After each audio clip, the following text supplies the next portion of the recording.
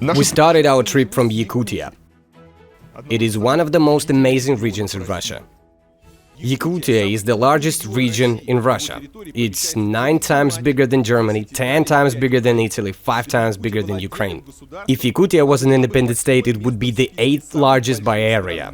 A lifetime may be not enough to visit every part of the region.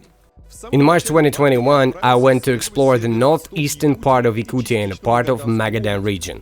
That's where the notorious Kolyma Highway and the Pole of Cold are located.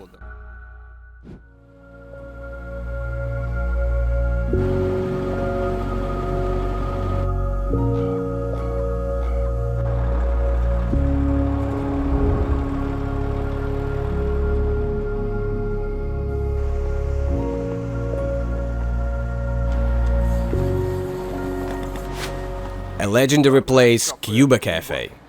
People put their stickers here. Those are mostly from motor rallies. I've put mine here as well. Cuba means crane bird in the Yakut language. They drew it them as they could. It's one of few places along the highway where you can get connection and use internet. Well, not now. There must have been some kind of breakdown, so the internet doesn't work. It's a good idea to bring several SIM cards when you are traveling to such places. Different network providers might function better in different regions, so you have to alternate accordingly. It's getting warm. Now it's minus 30 degrees. Minus 30 feels pretty warm here.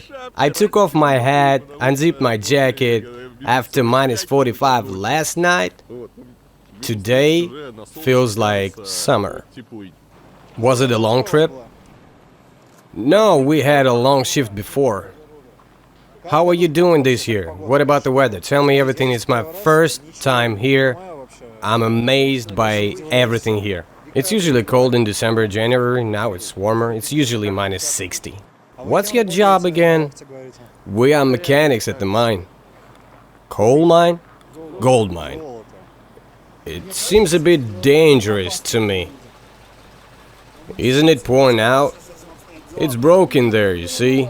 So I tied it with straps. What could I do? Unload it? I have to haul it. You have to go to haul it, so you find your ways.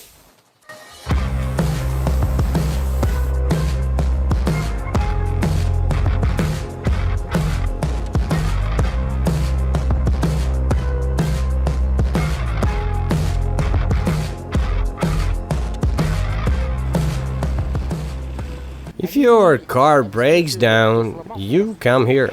Does it happen so often? Every day, every year.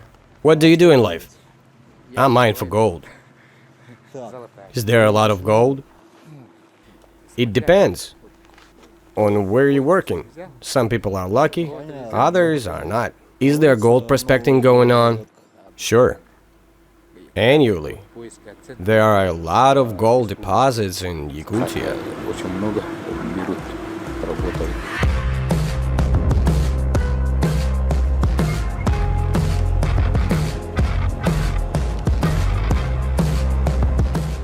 These dumps are all along the road. They are caused by gold panning.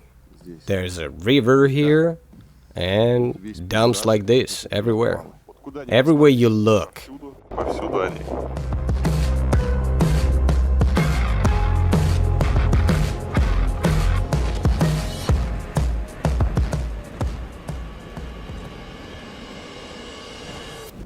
Ust-Nera is a rather large urban-type settlement in the eastern part of Yakutia. It is the administrative center of Oymyakonsky district, along with Verkhoyansky district. It is believed to be the coldest permanently inhabited region in the northern hemisphere. Annual mean temperature is minus 13 here. It was built by prisoners in the end of the 1930s. Just like most of remote towns in Siberia, there were always trouble with supplies here. Food was in shortage, the mortality rate was high both among free citizens and prisoners. TV became available here only in 1970s. Majority of population is involved in gold mining. However, people have been leaving the region recently. The population dropped by half since the beginning of 2000s, by 3 times since 1989. There are less than 5,000 people left in Ust-Nera. Prisoners worked with overburden of the gold mines, built houses, roads, all the infrastructure. It was prisoners who initially built almost everything here, under the supervision of free citizens. They performed hard labor. The schedule was extremely busy. The target results were unrealistic. They had no equipment, right? They had some equipment, but they treated it with a lot of care. Machines were considered more valuable than humans' lives.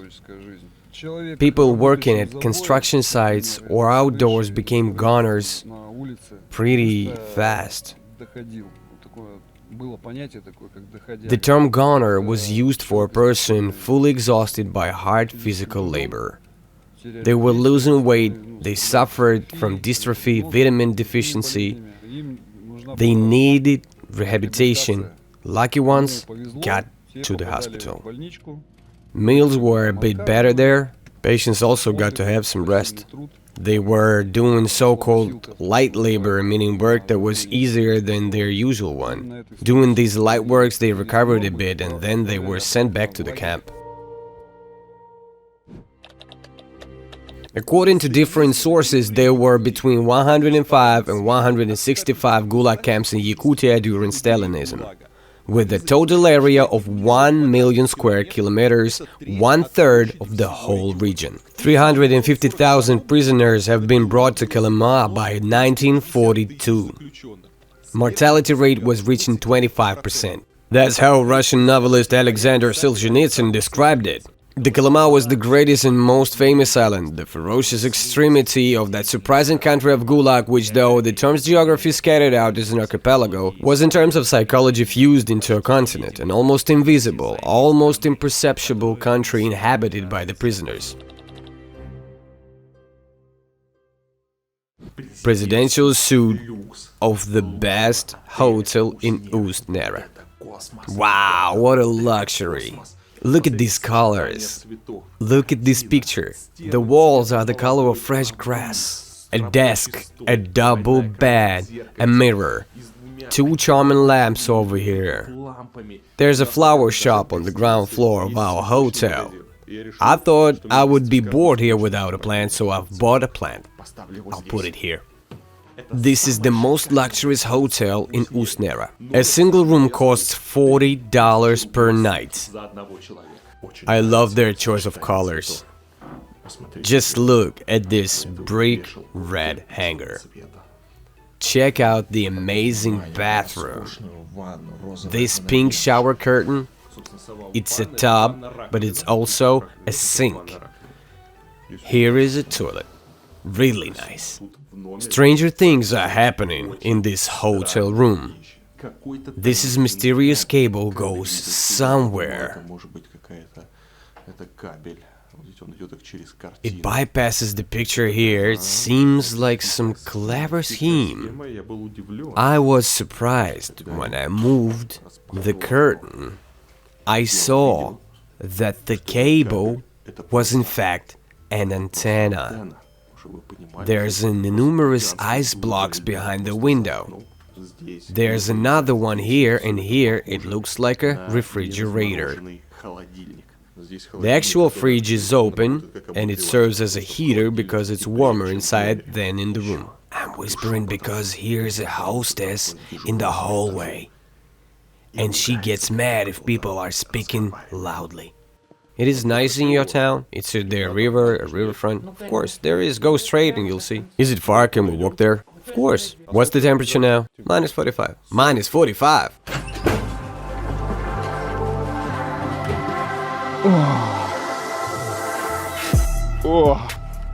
I'm not used to these temperatures, so it's hard to breathe. Wow, it's -45.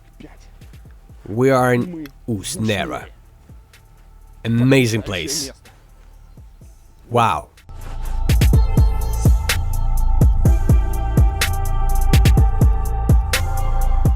So guys, we are in Ust-Nera. It's located on very edge of the Yakutia region. It's super cold here. This is Ayumikonsky district, the famous pole of cold. Ust-Nera is a small urban-type settlement with population of 5,000 people. There used to be 10,000 in better times. People are mining for gold here, in this freezing cold environment. We left the hotel so early in the morning to enjoy this beautiful scenery.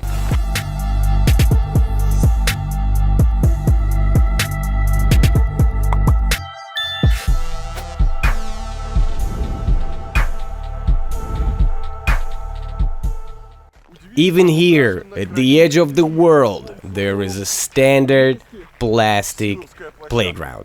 They have conquered the whole country. Let's come closer, but from here it looks like Lenin pumping water. Lenin? It's Lenin. Look at his trendy hat. Lenin being very strange. This is the main spot of Ust-Nera, the Great Patriotic War Monument. It was sponsored by a private company to mark the celebration of 70 years of the victory in World War II. There is a sign at the entrance saying that any vandalism would be considered as an extremism. There is even a private security company guarding it. I wanted to discuss the artistic style of the monument with you. But I will not to offend anyone by chance. I have some questions about this whole memorial in terms of design.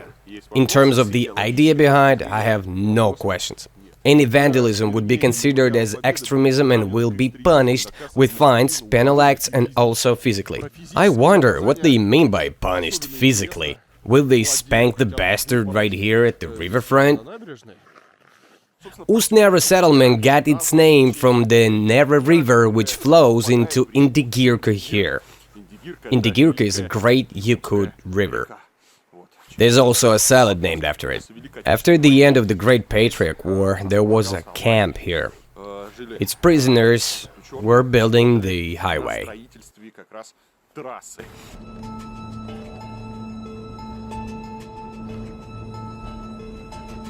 Since a lot of people died here, the highway is often referred as the Road of Bones. However, there are no real bones in the road, and there never were. You know, some people say that prisoners were buried right beneath the road. It's not true. Permafrost is a serious obstacle for building roads in these kind of regions. In taiga, in tundra. In order to avoid land subsidence, logs were laid out beneath the road. The logs are still there. They become visible sometimes when a grader is removing the surface while leveling the road. So the logs become visible and it might look like bones on the road. Maybe that's where the saying "road of bones" comes from. The Kolyma Highway is around 2,000 kilometers. It's mostly a dirt road. Now some parts of the road are surfaced with asphalt. It is planned to spend more than $1 billion to repair the highway.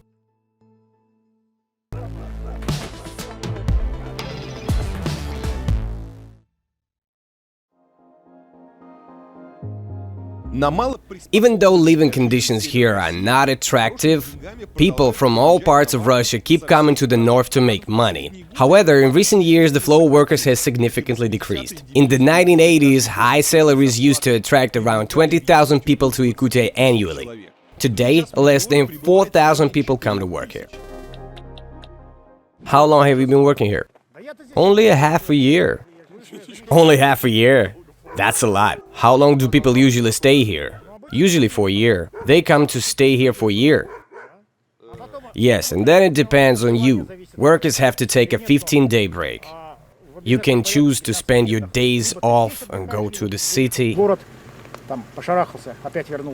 So you get a paycheck on a card. And here you're provided with all these essentials. Yes, everything is delivered to you. So the food is delivered to you for the whole year. How cold was it in winter? -58? It was -58. I was talking to my mother on the phone saying it's a bit warmer today. She asked how much warmer. I replied, -48. She was shocked, like, you call it warmer? It has been -55, -57 for weeks. Of course -48 is warmer. What's the temperature now? It's super warm now, maybe -30. What about night? It was -47 at night. It's getting warmer now.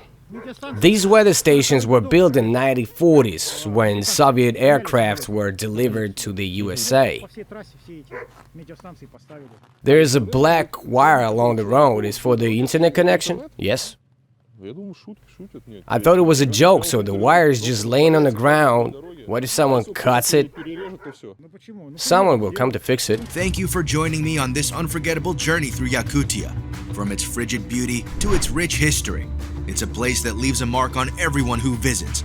Until next time, stay curious and keep exploring. And don't forget to subscribe to my channel if you enjoyed this video. Leave a comment and share it with your friends on WhatsApp and Reddit.